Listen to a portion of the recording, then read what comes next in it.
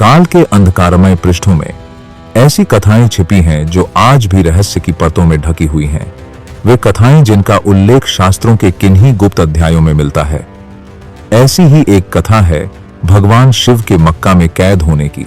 यह कथा मात्र देवासुर संघर्ष का हिस्सा नहीं, बल्कि ब्रह्मांडीय योजना का वह अध्याय है जहां राक्षस गुरु शुक्राचार्य और लंका की रावण बहन शूर्पणखा दोनों ने मिलकर एक षड्यंत्र रचा। यह षड्यंत्र इतना गहरा और चालाक था कि स्वयं महाकाल को भी कुछ समय के लिए स्थिर रहना पड़ा। यह कहानी है भक्ति और छल, प्रेम और प्रतिशोध, और उस अलौकिक सत्य की जिसे जानकर आपके हृदय में भक्ति की ज्वाला और प्रज्वलित हो जाएगी। आज हम यात्रा करेंगे उस युग की ओर जहां देवताओं की सांसें थम गई थीं, असुरों की हंसी गूंज रही थी और कैलाश की चोटी सूनी पड़ी थी, क्योंकि नीलकंठ महादेव मक्का की गुप्त गुफाओं में कैद थे। आइए सुनते हैं वह अद्भुत गाथा। तो कथा शुरू करें उससे पहले आपसे निवेदन है कि चैनल को सब्सक्राइब करके कमेंट में हर हर महादेव अवश्य लिखें। सृष्टि के अनादिकाल में जब देव और असुरों के बीच शक्ति का संतुलन डगमगाने लगता था, तब ब्रह्मांड में हलचल मच जाती थी। देवलोक और असुरलोक के इस चिरंतन संघर्ष में असुरों का एक महान और चालाक मार्गदर्शक था राक्षस गुरु शुक्राचार्य, जिनकी तपस्या और विद्या इतनी विलक्षण थी कि स्वयं त्रिदेव भी उनकी क्षमताओं को मान्यता देते थे। शुक्राचार्य न केवल असुरों के गुरु थे, बल्कि संपूर्ण मायावी विद्या, मंत्र, तंत्र और मोहिनी शास्त्र के आचार्य थे। उन्होंने जीवन और मृत्यु के बीच के अदृश्य द्वार को अपने वश में कर रखा था। उस समय असुरों की सेना कई बार पराजित हो चुकी थी। देवराज इंद्र और उनके सहयोगी देवता बार बार असुरों को हराकर स्वर्गलोक की सत्ता बनाए हुए थे। राक्षसों की पराजय से असुरलोक में निराशा का माहौल था, किंतु शुक्राचार्य हार मानने वाले नहीं थे। वे जानते थे कि यदि उन्हें किसी भी प्रकार देवताओं को कमजोर करना है तो उन्हें ब्रह्मांड के उस अद्वितीय स्तंभ को रोकना होगा। वह स्तंभ जो स्वयं समय, मृत्यु और जीवन का स्वामी है, वह कोई और नहीं बल्कि महाकाल भगवान शिव थे। शुक्राचार्य को यह भी ज्ञात था कि शिव को सीधे युद्ध में हराना असंभव है। शिव के विरुद्ध कोई अस्त्र, कोई मंत्र, कोई मायावी शक्ति कारगर नहीं हो सकती। ऐसे में केवल एक ही मार्ग बचा था, छल और रणनीति का। शुक्राचार्य ने अपने मन में एक गुप्त योजना बनाई। इस योजना को सफल बनाने के लिए उन्हें किसी ऐसे साथी की आवश्यकता थी जो शिव को भावनात्मक रूप से विचलित कर सके, और इस उद्देश्य के लिए उन्होंने लंका की राक्षसी रावण की बहन शूर्पणखा को चुना। शूर्पणखा उस समय लंका से दूर अपने निजी जीवन में भटक रही थी। सीता हरण के बाद रावण के विनाश से वह क्रोध और प्रतिशोध से भर चुकी थी।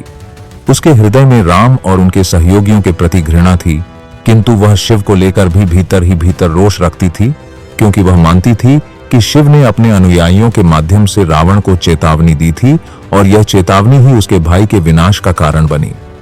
जब शुक्राचार्य ने उससे संपर्क किया तो शूर्पणखा के भीतर का प्रतिशोध तुरंत जाग उठा। उसने शुक्राचार्य का प्रस्ताव स्वीकार कर लिया। शुक्राचार्य ने शूर्पणखा को एक गूढ़ रहस्य बताया। उन्होंने कहा कि मक्का नामक एक प्राचीन और पवित्र स्थल है जो उस समय असुरों के नियंत्रण में था। वहां एक गुप्त गुफा थी जिसे दिव्य और मायावी तंत्रों से सील किया गया था। यह गुफा ऐसी थी जिसमें प्रवेश करने वाला कोई भी देव, चाहे कितना ही शक्तिशाली क्यों न हो, अपनी दिव्य शक्तियां खो देता था। केवल वही व्यक्ति वहां से बाहर निकल सकता था जो मायावी बंधनों को तोड़ने का ज्ञान रखता हो, और यह ज्ञान असुरों के अलावा किसी के पास नहीं था। योजना यह थी कि किसी प्रकार शिव को इस गुफा में प्रवेश कराया जाए, और एक बार जब वे भीतर हों तो असुरों के विशेष बंधनों से उन्हें कैद कर लिया जाए। इसके लिए शूर्पणखा को शिव के सामने प्रकट होना था और ऐसी परिस्थिति उत्पन्न करनी थी कि शिव स्वयं मक्का की उस गुफा की ओर बढ़ जाएं। शूर्पणखा ने अपने रूप, मायावी सौंदर्य और भावनात्मक चालों का सहारा लिया। उसने कैलाश के समीप एक स्थल पर तपस्या का अभिनय किया। वह अत्यंत दुखी और असहाय रूप में शिव के सम्मुख आई। उसने कहा कि वह अपने पिछले पापों से मुक्ति चाहती है, किंतु एक राक्षस ने उसका अपहरण कर मक्का की गुफा में कैद कर दिया था और किसी प्रकार वह वहां से भाग निकली। किंतु उसकी आत्मा अब भी वहां बंधी है। जब तक उस गुफा के भीतर से एक विशेष दिव्य रत्न को निकालकर पवित्र नहीं किया जाता, तब तक वह मुक्ति नहीं पा सकती। शिव, जो करुणा और दया के सागर हैं, किसी भी जीव की पीड़ा को अनदेखा नहीं कर सकते थे। उन्होंने बिना विलंब के शूर्पणखा की सहायता का आश्वासन दिया। नंदी और गणों को आदेश देकर वे शूर्पणखा के साथ मक्का की ओर प्रस्थान कर गए। मार्ग में शूर्पणखा ने कई बार आंसू बहाकर शिव के मन में यह विश्वास और गहरा कर दिया कि यह कार्य अत्यंत पवित्र और आवश्यक है। जब वे मक्का पहुंचे तो उन्होंने देखा कि वहां एक प्राचीन, अद्वितीय और विशाल गुफा है, जिसके द्वार पर अजीब सी ऊर्जा लहर रही थी। शिव ने गुफा में प्रवेश करने से पहले ध्यान लगाया, किंतु उस समय शुक्राचार्य ने अपनी मायावी शक्ति से गुफा के चारों ओर भ्रम का जाल बुन दिया, जिससे शिव को आभास हुआ कि यह स्थान वास्तव में दिव्य तपस्या के लिए उपयुक्त है। जैसे ही शिव भीतर पहुंचे, गुफा का द्वार अचानक बंद हो गया और चारों ओर से एक गाढ़ा अंधकार छा गया। शिव ने अपने त्रिशूल और शक्ति का उपयोग कर बाहर निकलने का प्रयास किया, किंतु गुफा के बंधन उनके हर प्रयास को विफल कर रहे थे। यह बंधन मंत्र, तंत्र और असुरों की प्राचीन विद्या से निर्मित था, जिसमें देव शक्तियों का प्रभाव क्षीण हो जाता था। बाहर खड़े शुक्राचार्य और शूर्पणखा एक दूसरे को देखकर मुस्कुरा रहे थे। उन्हें पता था कि उन्होंने महाकाल को कैद कर लिया है और जब तक शिव इस गुफा में हैं, तब तक देवताओं की शक्ति धीरे धीरे कमजोर होती जाएगी। लेकिन उन्हें यह नहीं पता था कि शिव केवल शरीर से गुफा में हैं। उनकी चेतना और शक्ति अब भी अनंत ब्रह्मांड में प्रवाहित है और यही चेतना असुरों के विनाश का कारण बनेगी। गुफा के भीतर गहन अंधकार था। चारों ओर से ऐसी निस्तब्धता छाई थी मानो समय भी थम गया हो। शिव के चारों ओर असुर विद्या से रचित मायावी जाल चमकने और बुझने लगे। इन जालों में एक विचित्र ऊर्जा थी जो धीरे धीरे उनकी भौतिक शक्ति को शून्य कर रही थी। किंतु शिव का स्वरूप केवल भौतिक देह तक सीमित नहीं था। उनका वास्तविक अस्तित्व अनंत और अविनाशी चेतना में स्थित था। बाहर असुर लोक में आनंद का वातावरण था। शुक्राचार्य ने अपने शिष्यों को आदेश दिया कि इस समय का लाभ उठाकर स्वर्ग पर आक्रमण किया जाए। देवताओं को ज्ञात हो चुका था कि उनके आराध्य शिव गुफा में कैद हैं। इंद्र, वरुण, अग्नि, वायु सभी चिंतित थे। ब्रह्मा तक मौन थे, क्योंकि शिव के बिना ब्रह्मांड का संतुलन बिगड़ सकता था। देवताओं की यह असहायता असुरों के लिए स्वर्ण अवसर थी। असुर सेनाएं चारों दिशाओं से आक्रमण करने लगी। देवलोक के द्वार डगमगाने लगे। स्वर्ग में भय फैल गया।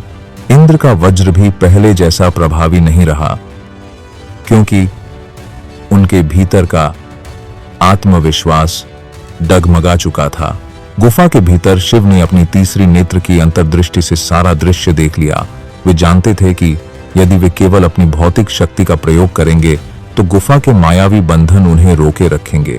इसलिए उन्होंने अपनी चेतना को कैलाश की दिशा में प्रवाहित किया, जहां माता पार्वती ध्यानस्थ थीं। पार्वती ने अपने हृदय में महादेव की पुकार सुनी। वे जान गईं कि कुछ गंभीर हुआ है। माता पार्वती ने नंदी और गणेश को बुलाया। गणेश ने तत्काल योजना बनाई। वे सीधे विष्णु के पास पहुंचे। विष्णु ने स्थिति सुनकर गंभीरता से कहा कि इस बंधन को तोड़ना किसी भी देव के लिए संभव नहीं, किंतु शिव की चेतना को बुलाकर उनके भीतर का अनंत स्वरूप जागृत किया जा सकता है, और जब शिव का अनंत रूप प्रकट होगा तो गुफा के बंधन स्वयं टूट जाएंगे। इसी समय गुफा के बाहर शूर्पणखा आई। वह शिव का उपहास करने लगी। बोली कि आज तुम मक्का में कैद हो और तुम्हारे अनुयायी तुम्हें मुक्त नहीं करा पाएंगे। किंतु शिव मौन रहे। उन्होंने एक भी शब्द नहीं कहा, केवल अपनी आंखें बंद रखीं। शूर्पणखा को यह मौन खलने लगा। वह बार बार ताने देती, किंतु शिव की करुणा भरी दृष्टि में उसका हृदय कांपने लगा। शुक्राचार्य ने यह देखा और तुरंत आदेश दिया कि शिव से दूरी बनाए रखी जाए, क्योंकि वे जानते थे कि महादेव की दृष्टि ही किसी के अंतर्मन को बदल सकती है। किंतु अब बहुत देर हो चुकी थी। शूर्पणखा के भीतर एक अदृश्य परिवर्तन शुरू हो चुका था। उधर विष्णु ने नारद को भेजा। नारद ने अपनी वीणा के स्वर से गुफा के पास आकर भक्ति का गान किया। इन स्वरों ने गुफा के भीतर शिव की चेतना को और प्रखर कर दिया। शिव ने ध्यान की गहराई में प्रवेश किया। उनका अनंत स्वरूप, जो समय और स्थान से परे है, प्रकट होने लगा। जैसे ही यह स्वरूप प्रकट हुआ, गुफा के भीतर के मायावी बंधन एक एक कर टूटने लगे। असुरों द्वारा रचे मंत्र जलने लगे और गुफा की दीवारों से तेजस्वी प्रकाश निकलने लगा। बाहर खड़े असुर सैनिक इस प्रकाश से अंधे हो गए। अचानक गुफा का द्वार गर्जना के साथ खुला और उसमें से नीलवर्ण, त्रिनेत्र, जटाओं में गंगा धारण किए, गले में सर्प और हाथ में त्रिशूल लिए महादेव प्रकट हुए। उनकी आंखों में काल का वैभव था। उनके चरण पड़ते ही मक्का की धरती कांपने लगी। शुक्राचार्य ने तुरंत मंत्रों का प्रयोग कर शिव को रोकने का प्रयास किया, किंतु महादेव ने केवल एक दृष्टि डाली और शुक्राचार्य का समस्त तपोबल क्षण भर में नष्ट हो गया। शूर्पणखा भय से कांपती हुई उनके चरणों में गिर पड़ी और अपने पापों की क्षमा मांगने लगी। शिव ने उसे आशीर्वाद देकर कहा कि सच्चा परिवर्तन अंतर्मन से होता है। महादेव ने अपनी जटाओं से एक अग्निधारा निकाली, जिसने असुरों की सेना को चारों ओर से घेर लिया। जो बच निकले वे समुद्र की गहराइयों में भाग गए। देवलोक में फिर से प्रकाश फैल गया। इंद्र और सभी देवता कैलाश पहुंचे और शिव के चरणों में कृतज्ञता व्यक्त की। मक्का की वह गुफा आज भी रहस्य का केंद्र बनी हुई है। कहा जाता है कि वहां अब भी शिव की ऊर्जा विद्यमान है, किंतु वह बंधन जिसे असुरों ने रचा था अब कभी किसी को बांध नहीं सकता। यह कथा हमें यह सिखाती है कि चाहे कितनी भी गहरी कैद क्यों न हो, चाहे कितने भी शक्तिशाली बंधन क्यों न हो, सत्य और चेतना की शक्ति उन्हें तोड़ सकती है। और यह भी कि करुणा और क्षमा प्रतिशोध से कहीं अधिक शक्तिशाली हैं, क्योंकि शिव ने अपने शत्रुओं को भी मोक्ष का मार्ग दिखाया। दर्शकों, युगों युगों से यह सत्य अटल है कि भगवान शिव केवल पर्वतों की चोटियों या कैलाश की बर्फीली गुफाओं में नहीं रहते। वे हर उस हृदय में विराजते हैं जो निडर है, जो करुणा से भरा है और जो सत्य के लिए अडिग है। मक्का की गुफा में शिव की कैद मात्र एक पौराणिक घटना नहीं, यह उस अनंत सिद्धांत का प्रतीक है कि जब भी अधर्म, छल और अहंकार के बल पर बढ़ता है तो धर्म की ज्योति बुझने नहीं दी जाती। कभी वह ज्योति शिव के अनंत स्वरूप से फूट पड़ती है, कभी वह भक्ति के स्वर में झलकती है और कभी वह एक करुणामयी दृष्टि से हृदय को बदल देती है। शुक्राचार्य और शूर्पणखा की यह कथा हमें सिखाती है कि ज्ञान और शक्ति यदि अहंकार और प्रतिशोध में डूब जाएं तो स्वयं के विनाश का कारण बनते हैं। और शिव का यह स्वरूप हमें यह स्मरण कराता है कि सच्ची विजय प्रतिशोध से नहीं बल्कि क्षमा और आत्मबोध से मिलती है। आज भी यदि हम अपने भीतर के मक्का की गुफा को पहचान लें, वह गुफा जहां हमारी चेतना अज्ञान, क्रोध और लोभ के बंधनों में कैद है, तो हम अपने भीतर के महादेव को जगा सकते हैं। और एक बार वह जागृत हो जाए तो कोई भी बंधन हमें रोक नहीं सकता। तो आइए इस कथा से यह प्रेरणा लें कि चाहे संसार कितने भी मायावी बंधन क्यों न रच ले, सत्य, भक्ति और जागरूकता के सामने वे टिक नहीं सकते। और महादेव का आशीर्वाद उस हर हृदय को मुक्त कर सकता है जो उन्हें सच्चे मन से पुकारता है। हर हर महादेव।